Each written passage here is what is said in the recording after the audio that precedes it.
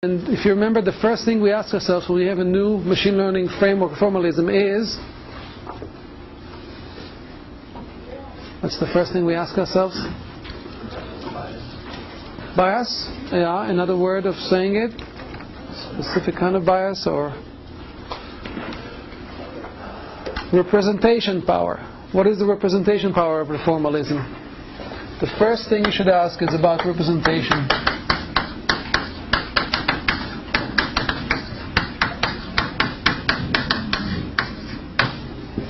What can you represent?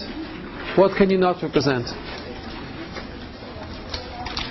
And we answer that question with regard to decision trees. What did we say? What was the representation power of decision trees? I'm sorry? Any binary classifier can be implemented, can be expressed. So it's complete. So if I write here decision trees, representation is complete with regard to, we call them decision trees, they're already classification trees. I write here with regard to binary classification.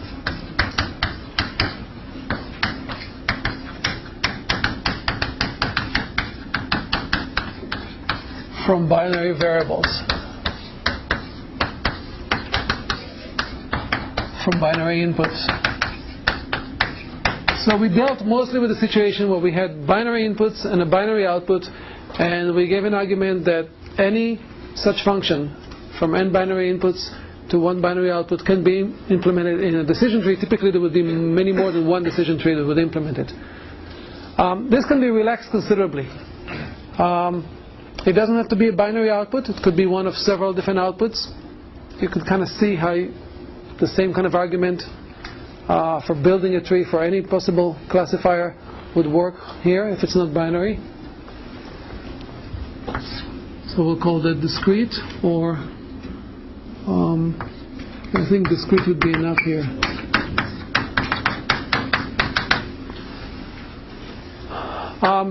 So this is from the inputs. The output could also be discrete.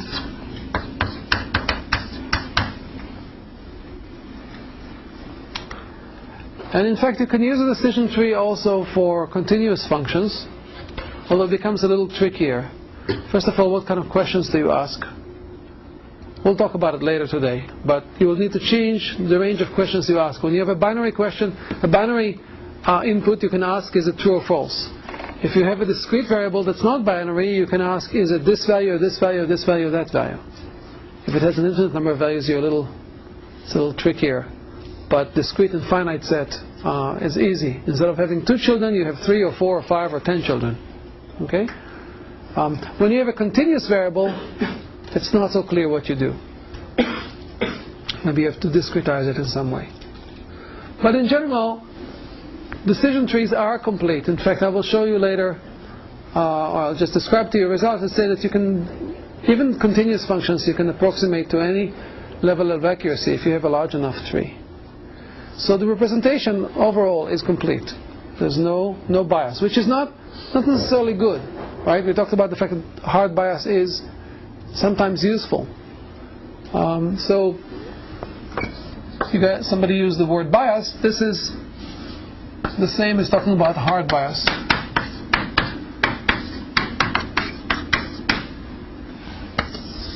So this is the first thing we ask about, representation and hard bias. The second thing we ask about is, given training examples, can we find one or more hypotheses that are representable, that are consistent with the training examples? So this is in a way a question of search. If you think of the space of all possible decision trees, you're searching that space, and it's typically an exponentially large space or a doubly exponentially large space. So you have to use some heuristics to search it. So we'll call it, maybe in parentheses, heuristic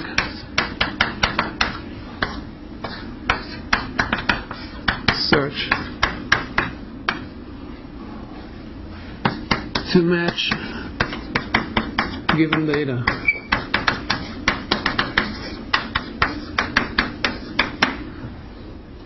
This is even before we ask how we will do on future data, which is really what we're ultimately interested in. But this is a very concrete mathematical task. In the space of hypothesis, defined here, defined by this representation, given some training data, find one or more examples, members, that are consistent with the data. We solve this for decision trees using the algorithm we called ID3.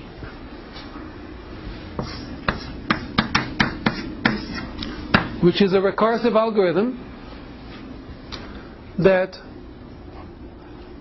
we agreed is guaranteed to converge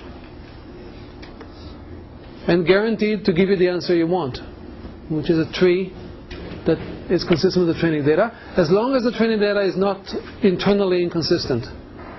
We talked about the possibility of having two identical inputs with two different outputs. That could happen if there's either an error in the recording of the inputs, an error in the recording of the output, or perhaps the function is stochastic, inherently stochastic. It sometimes gives one answer, sometimes gives another answer. But other than these three possibilities, as long as the training data is internally consistent, the algorithm ID3 is guaranteed to go down recursively and eventually bottom up and say I'm done and give you a tree that represents the data. Okay? Can you think of other ways of solving the search problem? Other algorithms.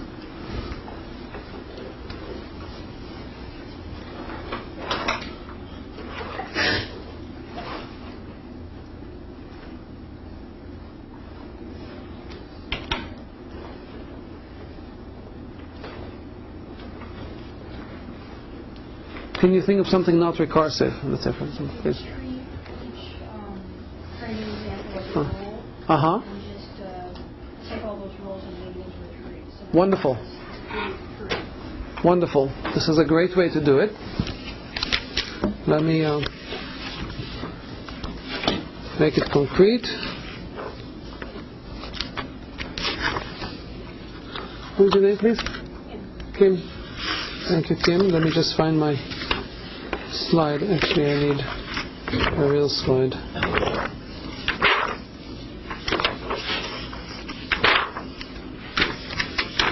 Oh, here it is.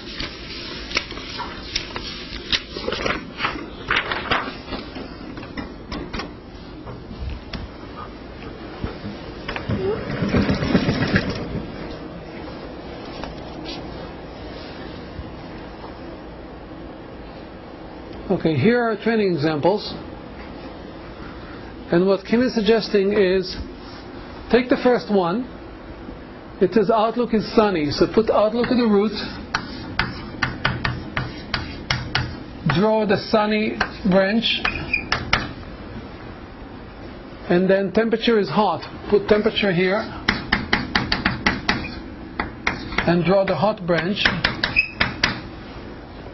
and then take humidity and draw the high branch, and the wind is weak, and draw the weak branch, and then it says no, so you say no at the bottom.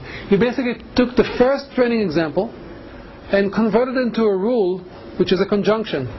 If Outlook is sunny and temperature is hot and humidity is high and the wind is weak, then don't play tennis. So that created one long branch. And then you do that for all of them and you tack them onto the same tree. So the next one would be Outlook is sunny, we're going down to here. Temperature is hot, we're down to here. Humidity is high, we're down to here. And the wind is strong, and the answer is still no. You write here wind is strong, and you write here no.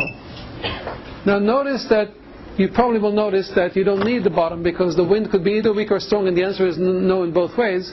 You could chop it down and just put the no here, right? You don't have to ask about the wind. But this was not the original suggestion, and that's fine.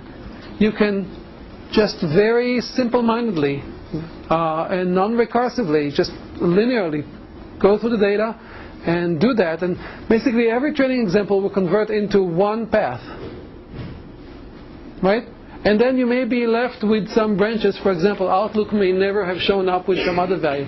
So Outlook shows up with sunny, overcast, and rain. And maybe there's a fourth. This is the overcast, and this is rain. And maybe Outlook has another possible value, iffy. And it never shows up in the training data. Then just put something here. Whatever. Yes, no, whatever you care. Whatever you want. The point is, I'm not saying this is a good method, I'm just saying there are methods of solving the search problem and coming up with a tree that agrees with the data. There are many such methods. It's very easy, in fact, to do. What is special about ID3 is that it tries to do it with a particular bias, a soft bias. What is the bias of ID3?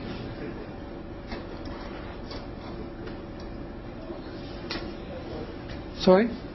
It prefers the attribute that gives you the most gain. That is how it does its job. But what is the global outcome? What bias does it have in the space of all trees? Short, small trees. So ID3 has soft bias, or has bias towards, what's bias? Towards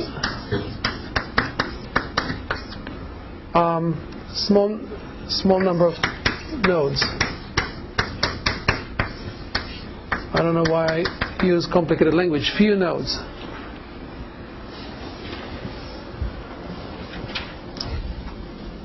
Notice that this is separate from the question of representation. There can now be many different algorithms, and different algorithms would have different bias in how they choose, how they solve the search problem.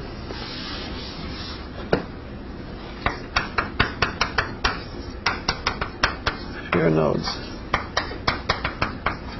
So this brings up the question of a soft bias,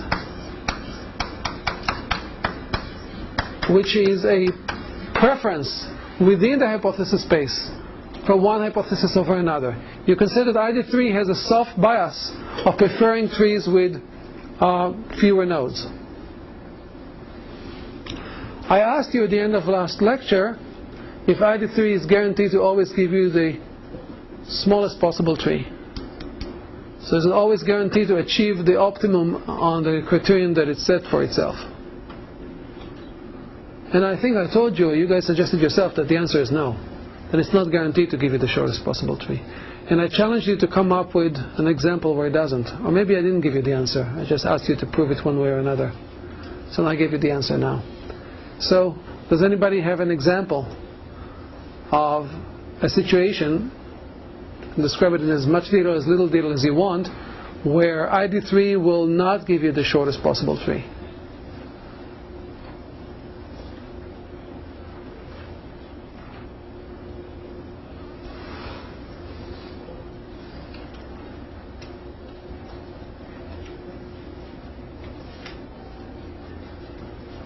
How does ID3 go about trying to create the shortest possible tree?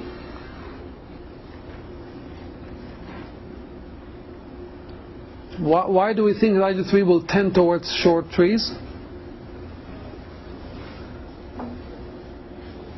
Please? It uses its information gain measure. It uses information gain measure. It tries to reduce the uncertainty in the label as quickly as possible. And every one step it takes, it tries to reduce it as much as possible. And you know that the tree is finished when the uncertainty in the labels is zero.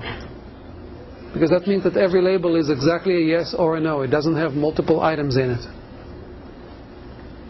So try to think of a situation where you could get to this situation faster if you didn't reduce things, reduce the uncertainty the most in one step. Right? This is to do with this being greedy.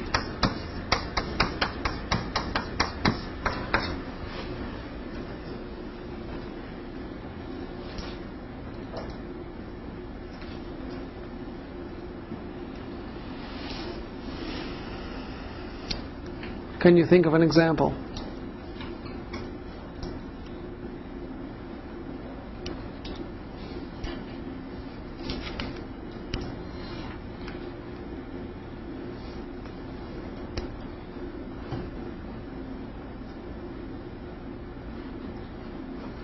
Please. If you have a variable with many possible outputs, Uh-huh. doesn't that sort of artificially inflate your information gain?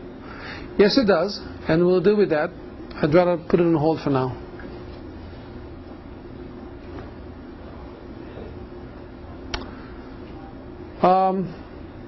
What do you think about a function y that is a function of many binary variables x1, x2, to xn, but really it depends only on x1 and x2, but it depends on them through an XOR.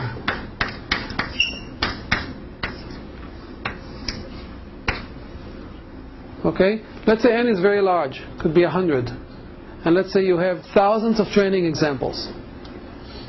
And each training example is the values of all the 100 x variables. Call that 100.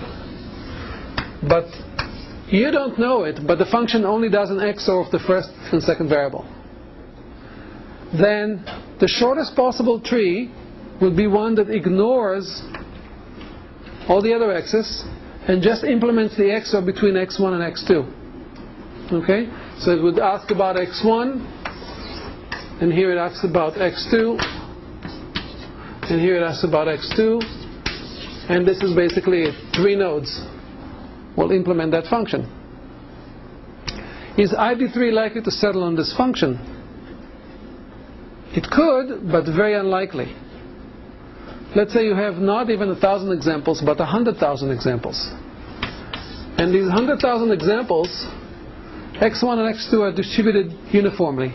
Half the time x1 is on, half the time it's off. Half the time x2 is on, half the time it's off. In fact, the joint distribution is also uniform. Quarter of the time they're both on, quarter of the time they're both off, quarter of the time it's on, off, and quarter of the time it's off, on. If you now calculated mutual information between x1 and the answer y, you would find 0. Well, it's not guaranteed, but let's say you would find something very close to 0. If you calculated mutual information between x2 and the label, you will get something very close to 0.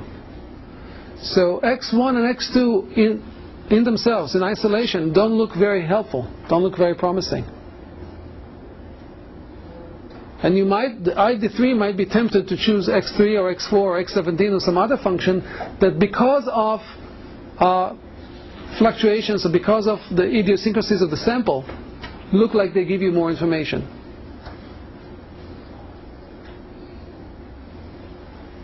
In fact, let me take that back. It's more likely to happen when you had a smaller sample than if you had a larger sample. The larger sample you have, the more likely it is the mutual information between y and each one of x3, 4, 5 up to 100 would be close to 0 also. Because indeed it doesn't give any information about it. But the important thing is that x1 and x2, even though they do contain information, that information is not visible when you evaluate the information gained from each one of them alone. It is only when you consider both of them that you see the values. But ID3 does not consider both of them together. It considers one at a time, so it won't see the value.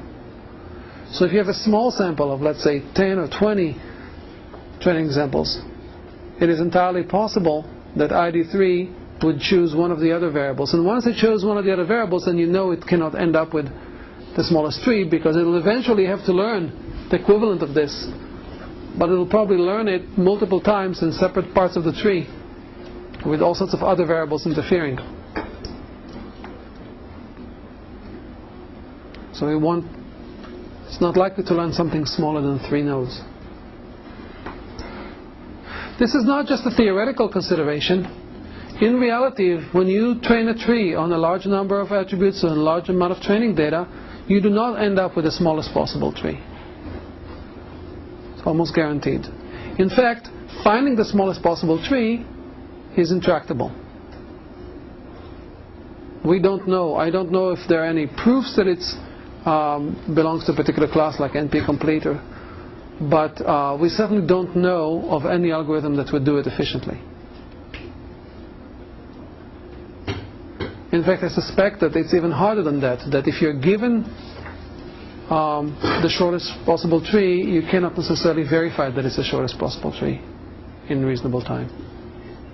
Usually in an NP-complete problem, if you're given a solution, you can verify it's a solution. I'm not sure you can do it here.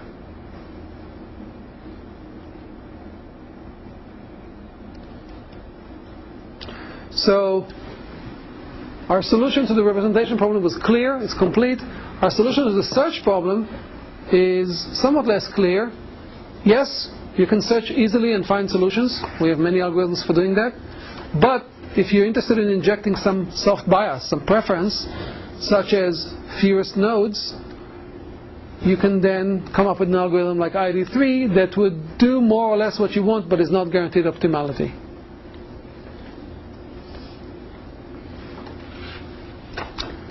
The third question we ask,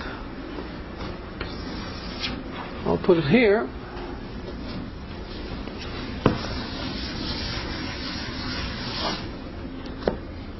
is that of learning or generalization.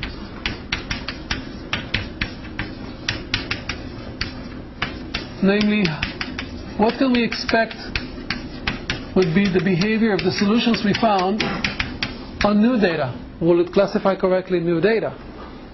And the answer to that depends critically on both of these. First of all, representation. If you chose a representation that excludes the real answer, if you chose a hard bias that was the wrong hard bias and you threw away the true answer, then you're guaranteed to never find the true answer, and therefore it says something about how you will generalize. Maybe you'll find something very similar to it, but you're guaranteed to not be able to be completely correct. More importantly, the bias that you chose here affects your answer. Now we chose a bias of small tree, fewest possible nodes. Is that going to lead necessarily to the best possible generalization?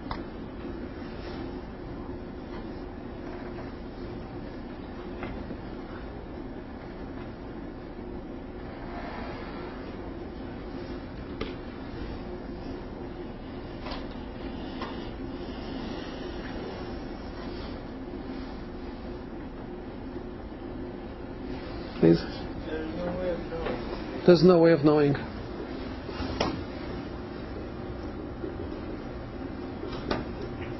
I would say it will not necessarily lead to the best possible generalization, and it's hard to know in advance which kind of bias would lead to the best generalization. But sometimes you can know something about the domain in which you're working that helps you decide on the bias. So where does this soft bias come from? Soft. In fact, where does the hard bias come from? Where should it come from? How should you decide? I mean, one way of deciding on this is you like a certain representation because it's easy to work with, it's easy to program.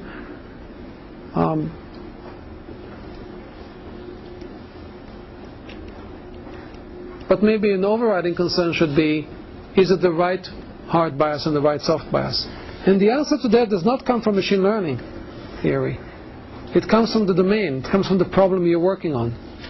You have to gather everything you know about the problem you're working on and ask yourself, where do I believe the answer lies? Or even more importantly, where do I believe the answer does not lie? What can I throw out? What can I concentrate on? You're not guaranteed to be correct, but these are assumptions that you have to make. Because if you don't have bias, you don't have generalization.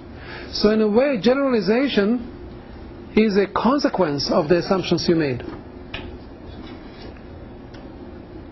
You don't make assumptions, you don't have bias, you don't have generalization. You make assumptions and they're wrong, you have the wrong generalization.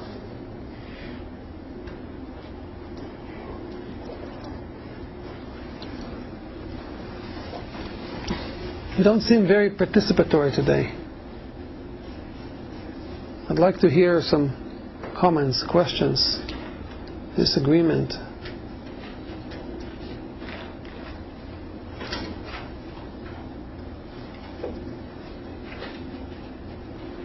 Everybody's agreeing with me?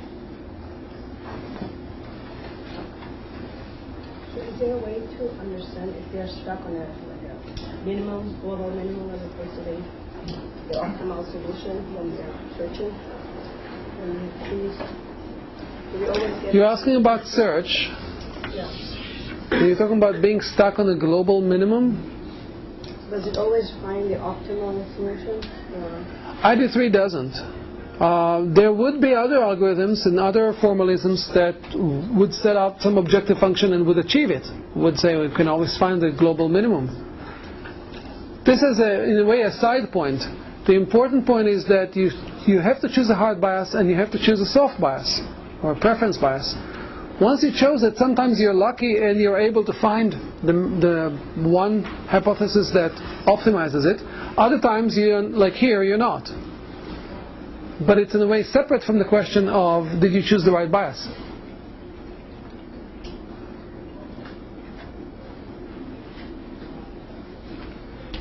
Okay. Keep in mind these three issues: representation, search, and learning/generalization, because we will come back to them with everything that we discuss.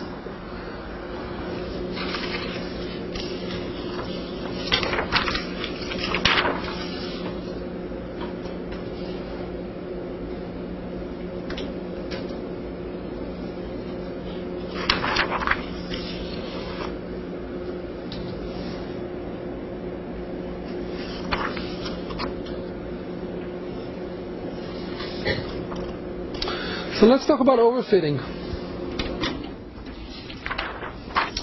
Most of you have come across this term and use it. How many of you know what overfitting is?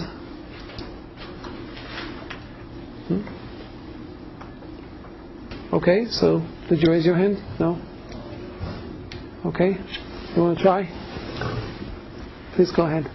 Overfitting is it basically learns what the training example is, what the training data is, and it's only consistent with it, but it doesn't generalize over the test data and in the future data. Okay, so you're describing a discrepancy between behavior on training data and behavior on future data, right?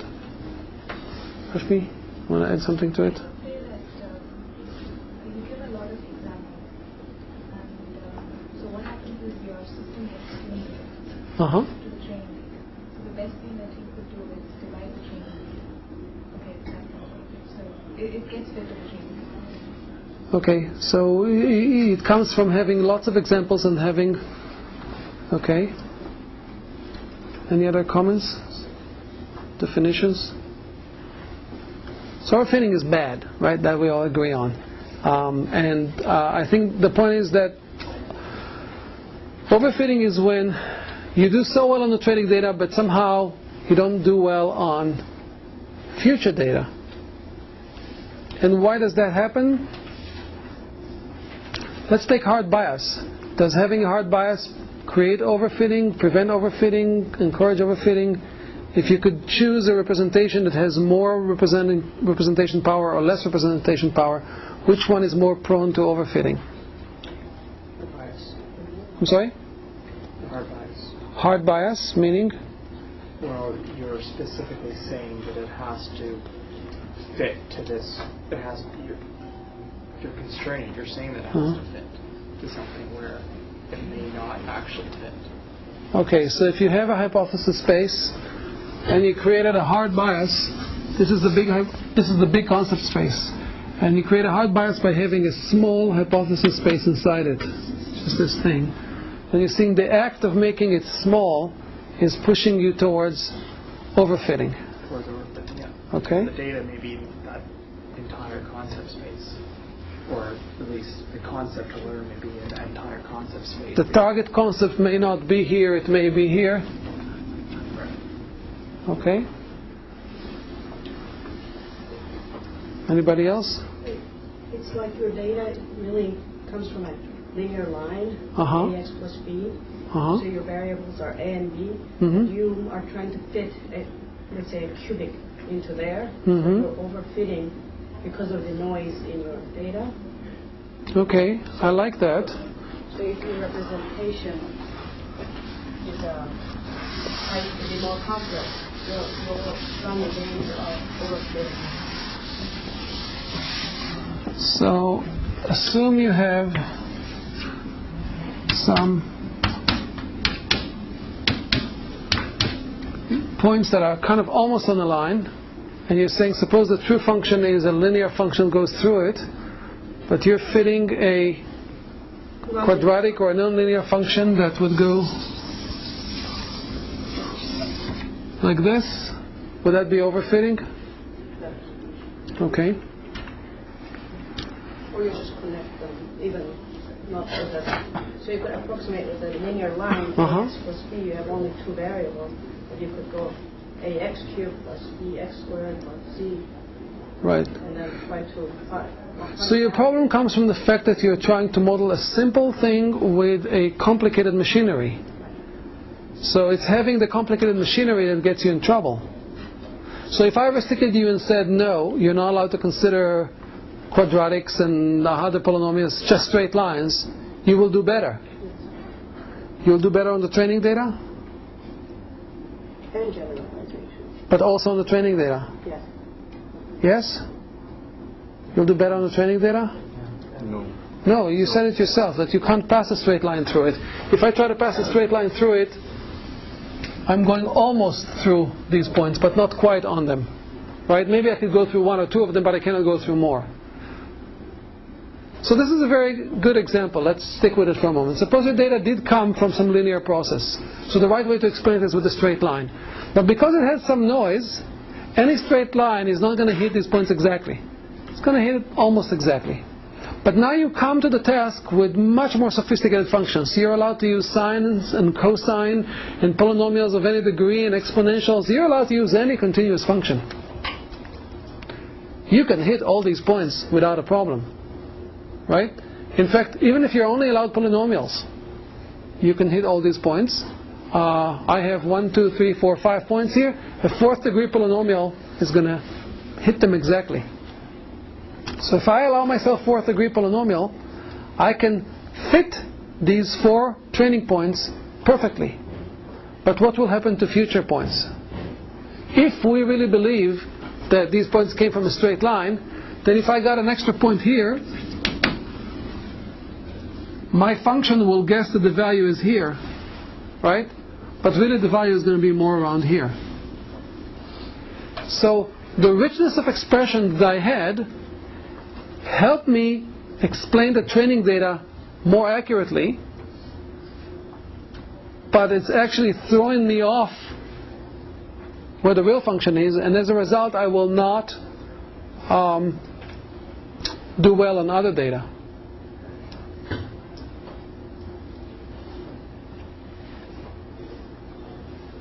Can you give me another example of overfitting from everyday life, or of forming fancy hypotheses to just explain data and how it can hurt you?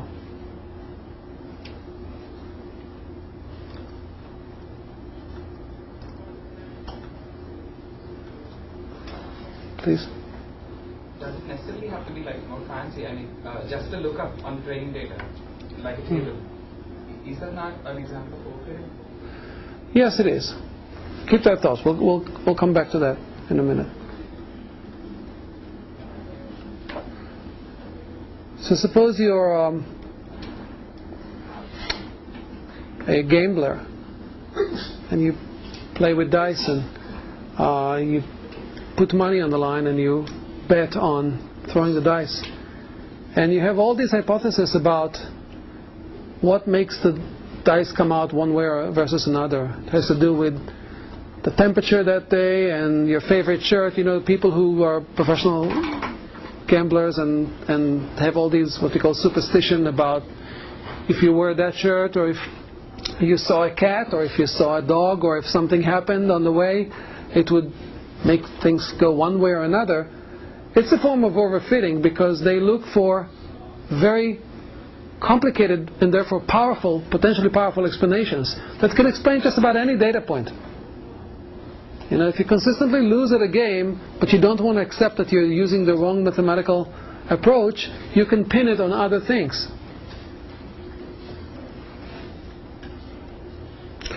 We all have a tendency to overfit, because we have a tremendous tendency to make explanations. Our brains are incredible explanation-making machines. We try to explain all the data that we have. There's countless experiments, psychological experiments, on exposing people to something weird, and they immediately come up with explanations. Sometimes at the cognitive level, sometimes even at the subcognitive, at the perceptual level. Explanation of what's happening.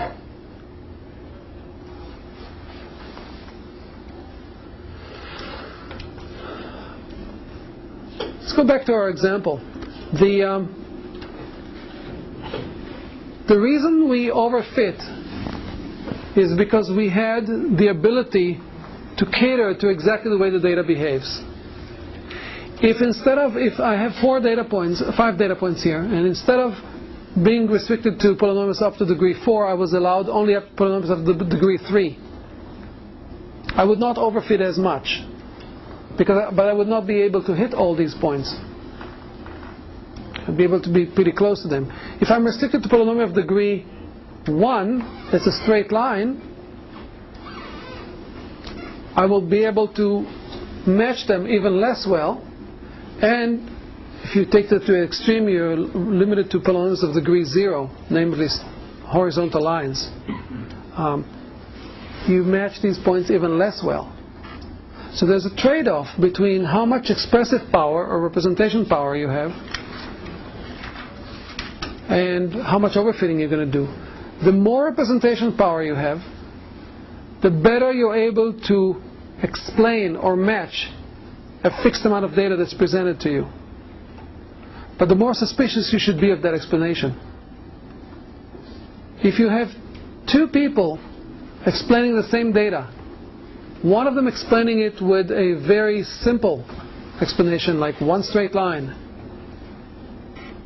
that came from a space of all possible straight lines, which is a large space but limited. The other one explained it by a 4th degree polynomial, which came from a much larger space of possible explanations. There are far more, in some sense. Those of you who take set theory, you know I'm wrong, but in some sense there's more 4th degree polynomials than there are lines. Suddenly you can express many more functions with 4th degree polynomials than you can with lines. Every line is a special case of a 4th degree polynomial, but not the other way around.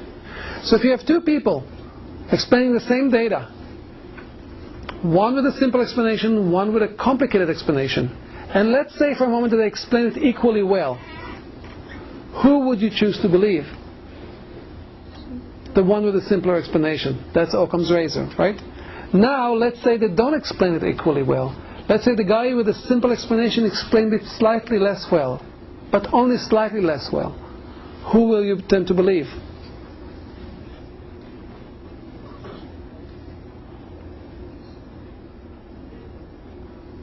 I'm not looking for perfect answer, I'm looking for discussion.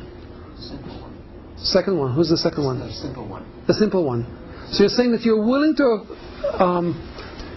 accommodate some missing, some inexact match of the data, some imperfection, in favor of a simpler explanation. But I suspect you'll do it up to a point. If the simple guy is just totally off the mark on the data, you're not going to consider them, right? So it's not a black or white thing. It's a grayscale. When you consider explanations, you consider both how simple they are and how well they match the data.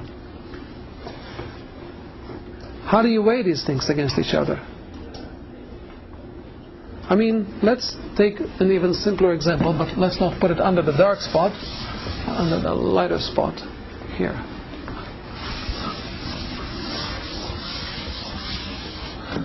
Okay, I have 3 data points. One person says that's a parabola.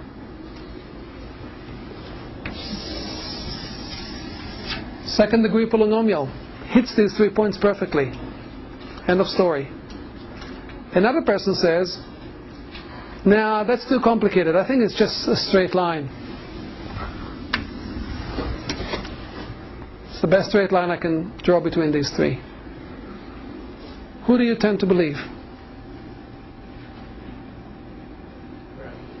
I'm sorry? The parabola. The parabola. Why?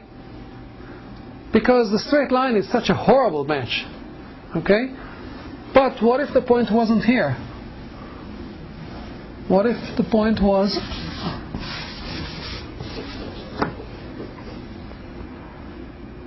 here? The straight line went like this. Show of hands, who believes the parabola guy? Who will go with the parabola guys? Now, I'm not looking for a philosophical thing, just who are you going to put your money on?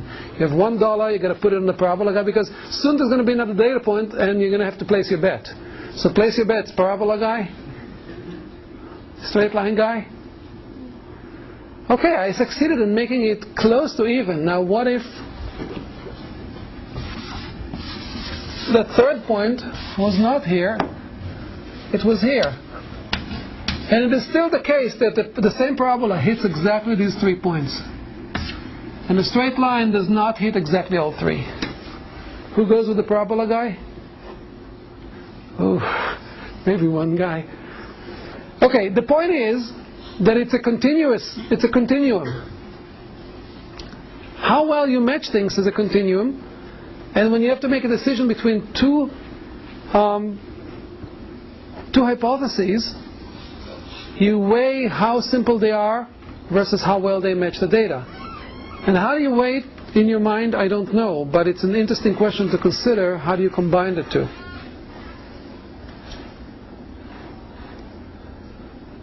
Now this represents a special case where the guy who is only considering straight lines is considering only exactly a subset of the possible solutions that the parabola guy was considering. Note that the parabola guy was also free to choose a straight line if they wanted.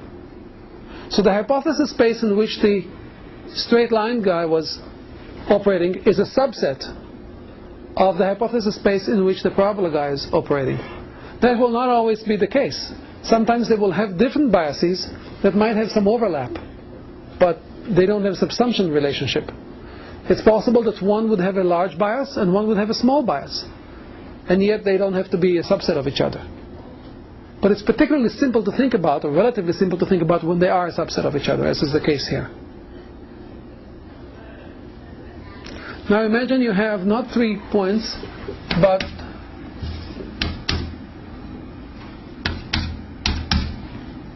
one, two, three, four, five, 6 data points.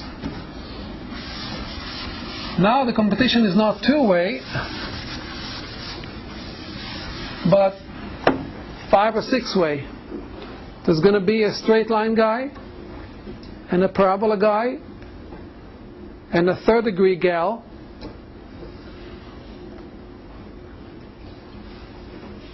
Now you have a whole range of choices. Where are you going to stop? The higher the degree of the polynomial you allow yourself, the better the match will be, until you get to n-1. Number of points is 1, 2, 3, 4, 5, 6 points. When you get to 5-degree polynomial, you can hit them all. There's no point of going beyond that. But again, in the real world, you will not have 5 points, you will have 500,000 points. You're not going to go to a 500,000 degree polynomial, but you might consider a first, second, third, fourth, fifth degree polynomial. And as you move to a higher degree, your match is going to get better and better. You need to decide where to stop. And deciding where to stop is not just a matter of personal preference. There's a very concrete question of which will perform better, which prediction or which choice will be proven better on future data. So you will have an answer at the end who was right, or who was more right. Okay, this brings us back to overfitting. Overfitting happens when you allow yourself too much representation power. So it's actually the opposite of the example that we gave here. When you have a small hypothesis space, overfitting is less likely to happen. What will happen is you will have a hard time fitting the data that you have. If you allow yourself too little representation power, you will have a hard time in the time of search. And you may not be able to find anything that matches your data. If you allow yourself too much representation power, life will be easy here, but things will go south when you go to generalize.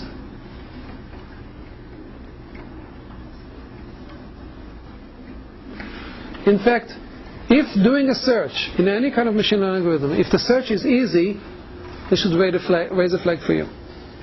If you can easily find something that matches your data, in fact, if you can find many hypotheses that match your data, even more so. But if you found one and it was easy to find, question yourself. Why was it so easy? Maybe it was easy because it's easy to match any training set because I have too much representation power. How do we know that we have overfitting? The answer is very simple. We can measure it very easily if we have an extra amount of data. Some held out data that we did not use in training. And the hallmark of overfitting is a curve that I will show you now.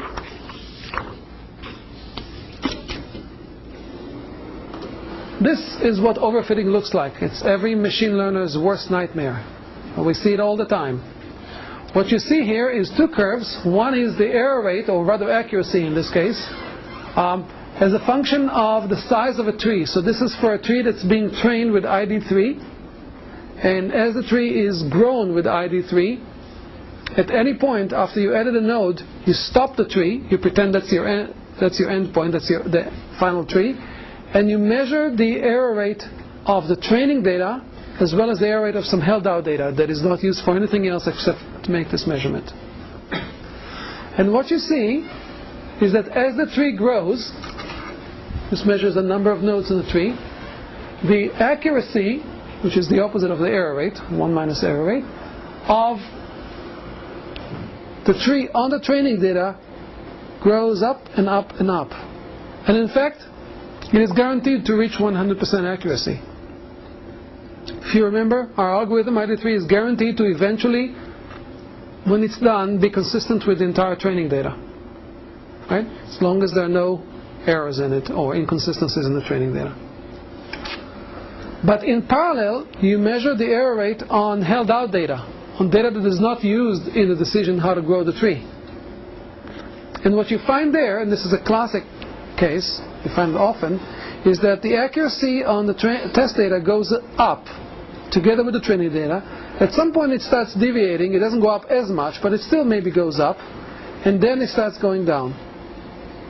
When it goes down is the onset of overfitting.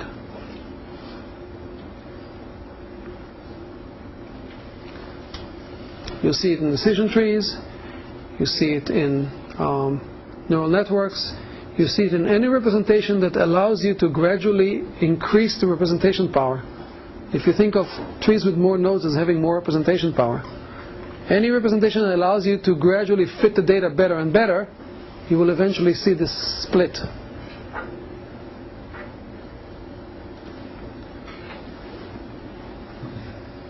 Questions?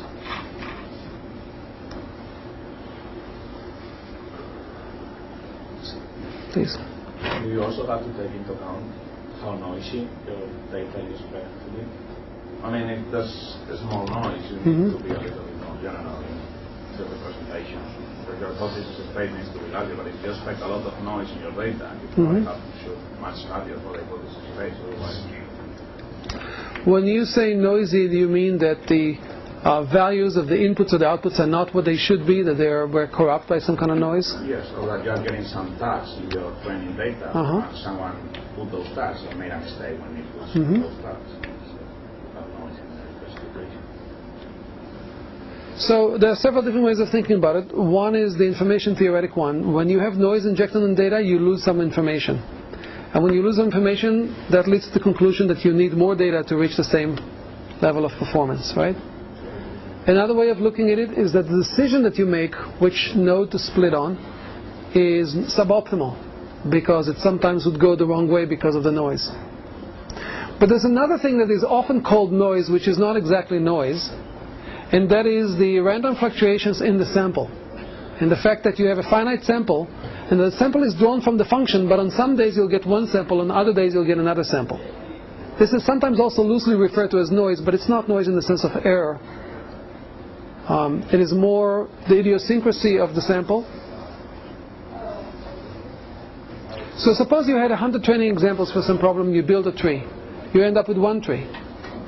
Now, on a different day, somebody took away this 100 and gave you a different 100 training examples, generated from the same function. You will end up with a different tree. And on the third day, you get another, yet different set of 100 training examples, and you end up with yet another tree. All these trees are going to be different, and as a result, their accuracy on test data, let's say even if they're all measured on the same test set, will be somewhat different. This is fluctuation that you should always keep in mind when you train on data. Remember that this data exists in this world. In some other world, on some other day, you will have different data. You will end up with a different specific answer. We'll come back to this. This is a big issue. But I just want to plant it in your mind that in a way, every time you train on a finite amount of data, you are, it's a little bit like gambling or flipping a coin, because you are pinning your hopes on a particular sample. And the sample could be good or it could be not so good. Of course, the larger the sample, the more likely it is to be representative of the true distribution. But for any finite sample, there's still an element of luck. So what do we do about overfitting?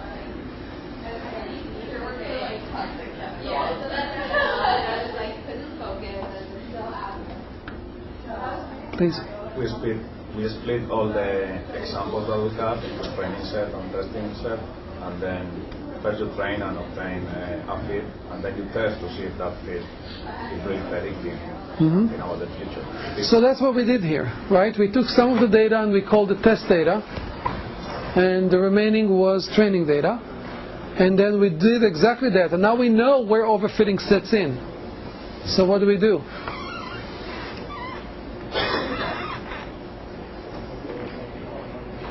I mean, if you had to submit a tree, and that tree would be used to make predictions that would actually make a difference in the world, as in make money or lose money. Yeah, you choose the tree that performs the best in the test data. You choose the tree that performs the best on the test data. So that would be one of these trees right here. Okay? Now, as you grow the tree, you can keep track. So we start drawing these curves from here. You keep track of what happens. And as soon as the accuracy of the test data starts going down, you can stop and say, okay, I'm not going to grow the tree anymore. I'll give you back this tree. There's a little danger there, and that is that sometimes the accuracy of the test data will dip down and then go back up.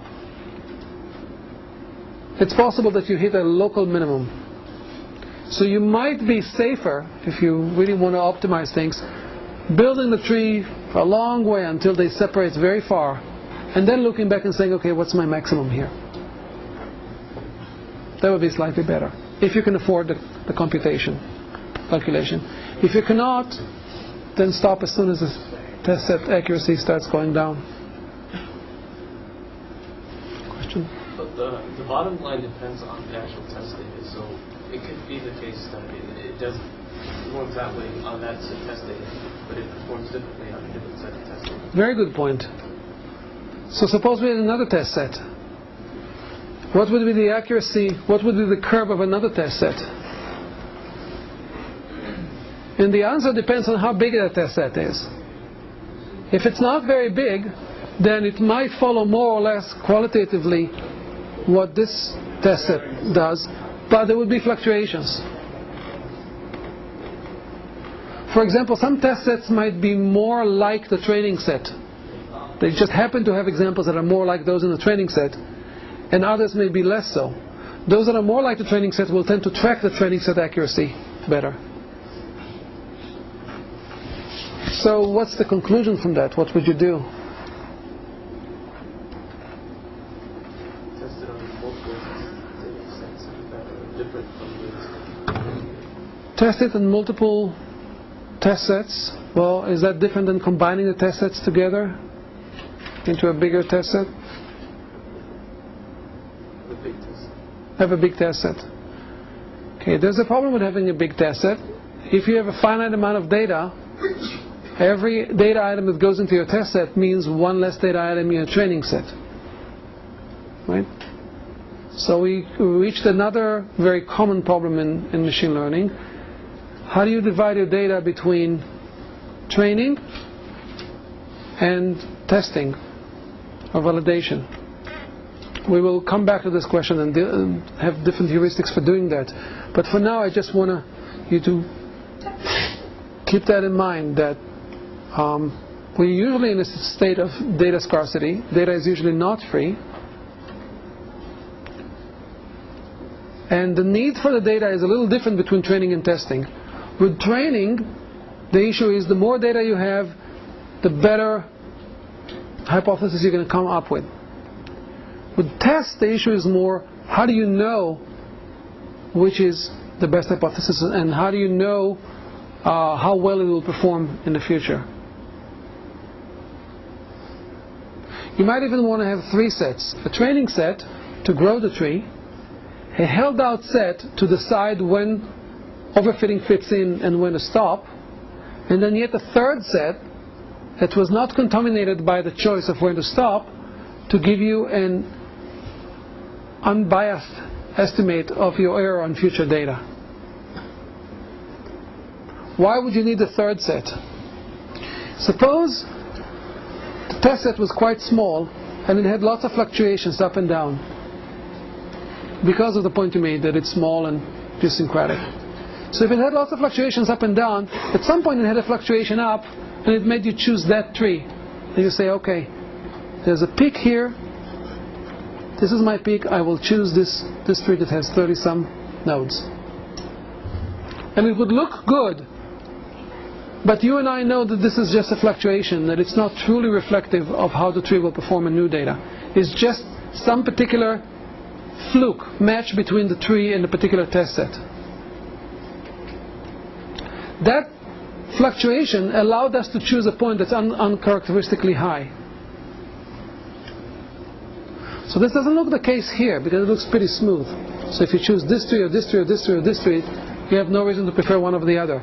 But if you imagine the test accuracy curve going up and down all the time, and if you just blindly chose the highest point, whenever you have lots of noise and you choose the highest point, your choice is influenced by the noise. And it's likely to be an overestimate of the accuracy.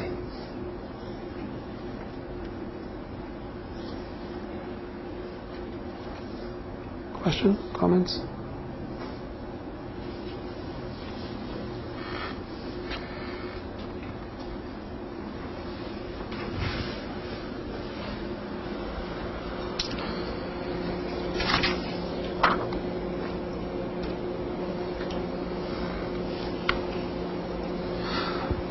Now we said that one way of choosing the tree is by just looking at the test curve.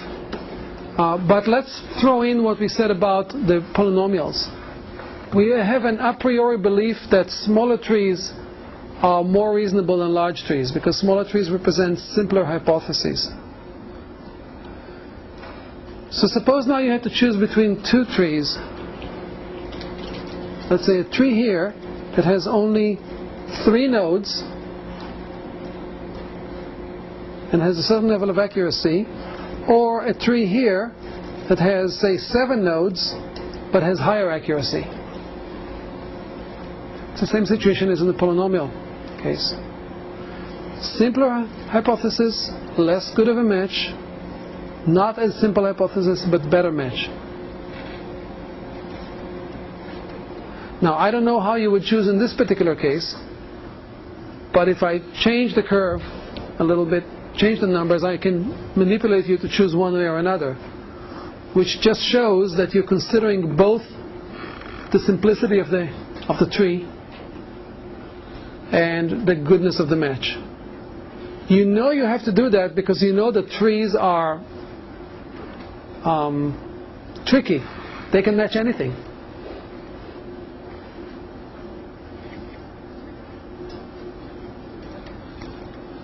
So one other criteria we could use other than the test set is forget about the test set. Use only a training set, which has the advantage you can throw everything into the training, draw the curve, and then decide on some way of weighing together the simplicity of the tree and the goodness of the match. In this case, there would be a clear linear, a monotonic relationship. As you keep going up, the tree becomes less simple, it has more nodes, but its degree of matching or accuracy keeps getting better, pretty much guaranteed. Now, if you had a formula of comparing apples and oranges, in what units do you measure simplicity of a tree? In what units do you measure goodness of match? Well, goodness of match, we have actually a number, accuracy, percentage of the training data that were classified correctly. Right? I can understand that. That's a number between 0 and 1. In what units do you measure simplicity of the tree? Well, the number of nodes would be a reasonable unit. But these are two different units. How do you compare them? What's the exchange rate?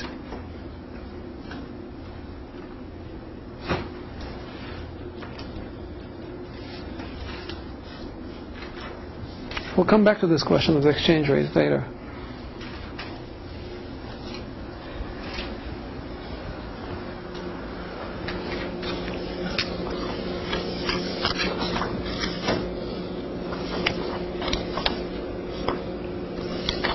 The book discusses a few other things you can do to fight overfitting. Pruning of the tree. I'm not going to get into detail, just to tell you that, overfitting is always in the background. Sometimes more so, sometimes less so. And you can reduce it to some extent, but you can usually not eliminate it completely.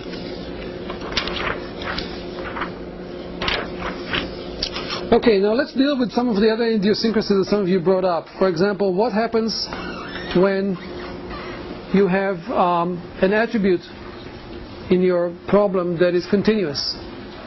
You still want to build a decision tree. Maybe the rest of your attributes are discrete, but you have one attribute that's continuous, let's say temperature.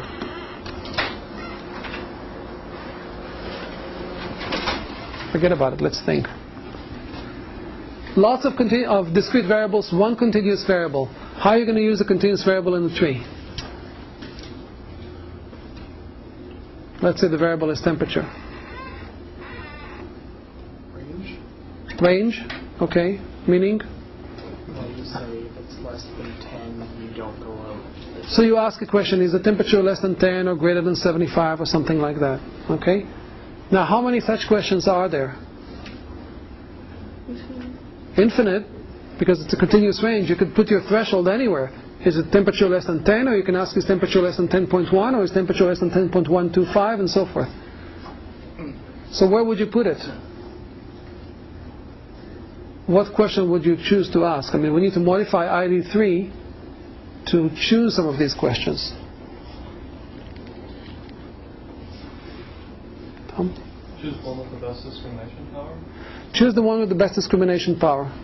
Okay? So that would be,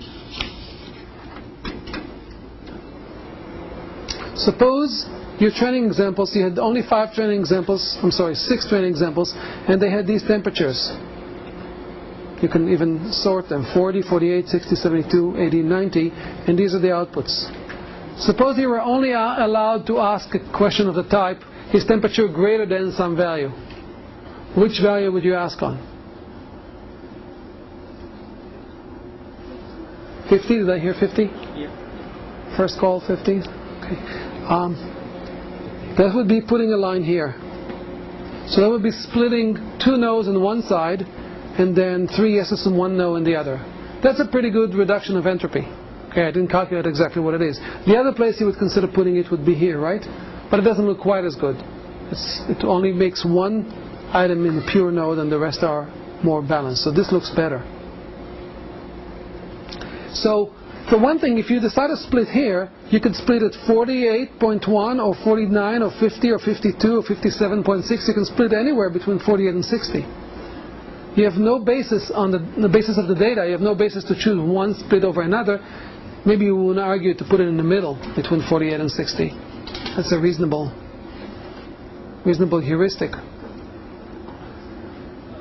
But you might be tempted to ask a different question here. Instead of just asking, is temperature greater than some value, you may be tempted to ask, is temperature between this value and that value? Because in one such question, you can put a line here and here.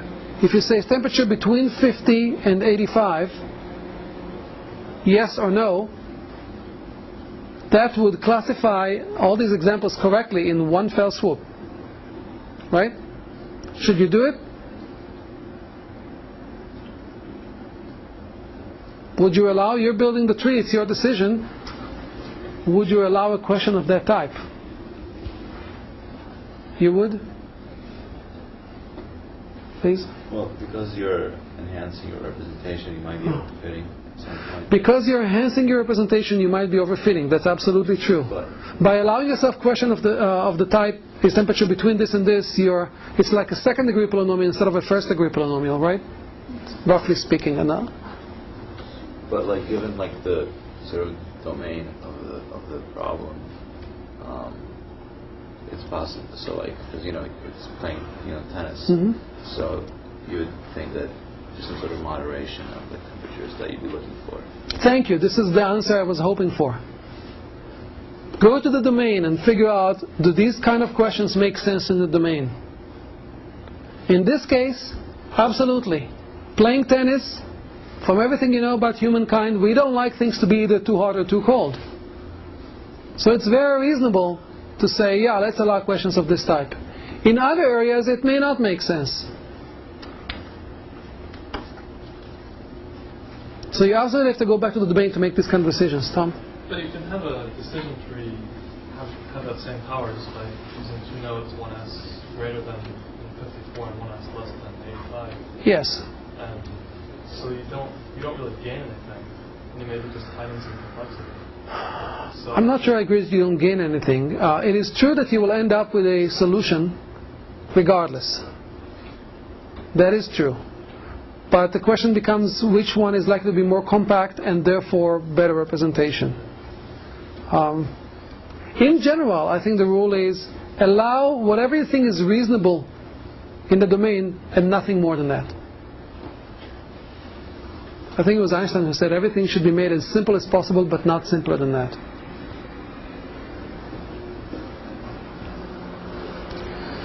Okay, so this is how we deal with continuous valued attributes. Now, who was it who brought up the question of attributes with many values? Okay, so let's deal with that. Suppose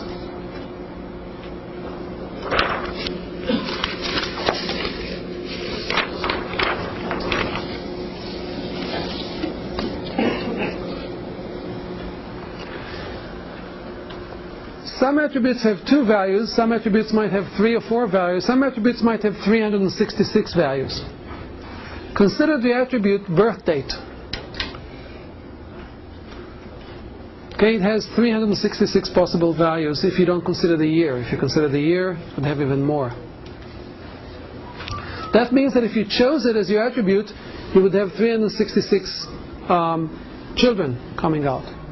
If you measure mutual information between the birth date attribute, let's say month and date, and the outcome, chances are you'll find a very high value. So what would be a simple machine learning or classification problem?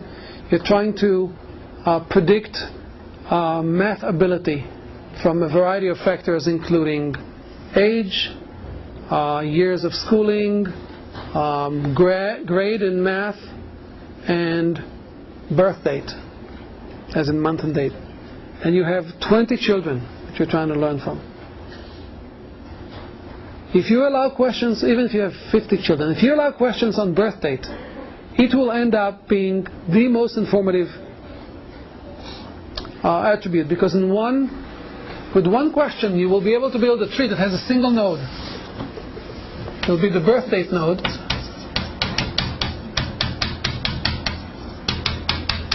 And here you have January 1st, and January 2nd, and January 3rd.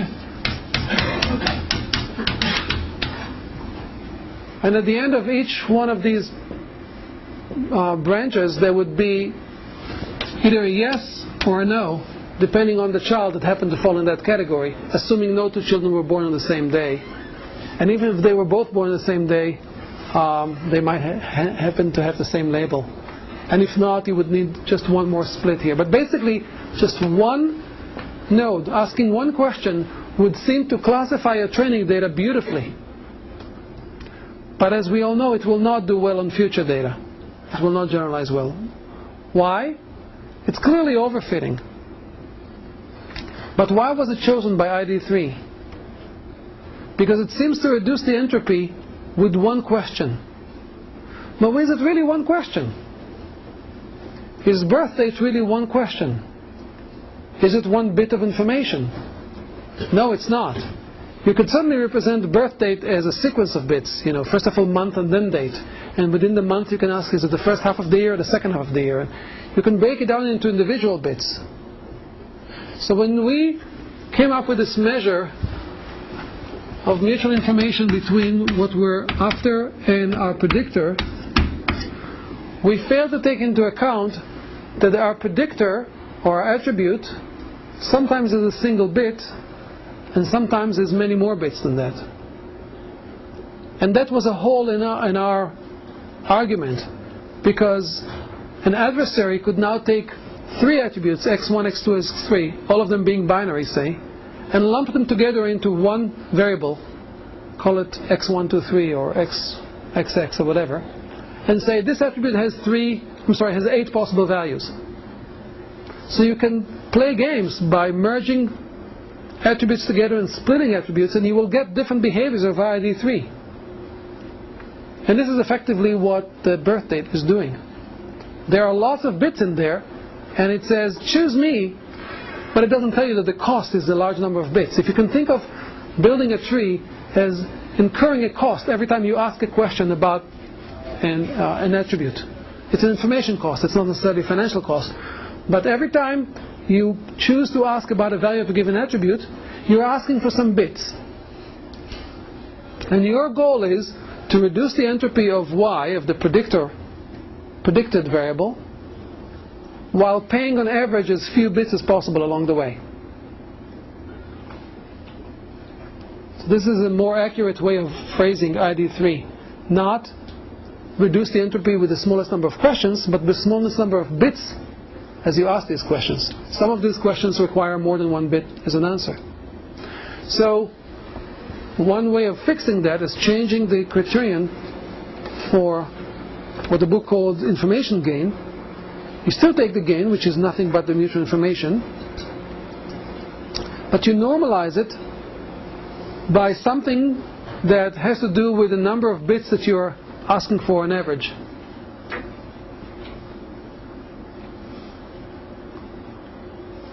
If you do that, birth date will no longer be as attractive.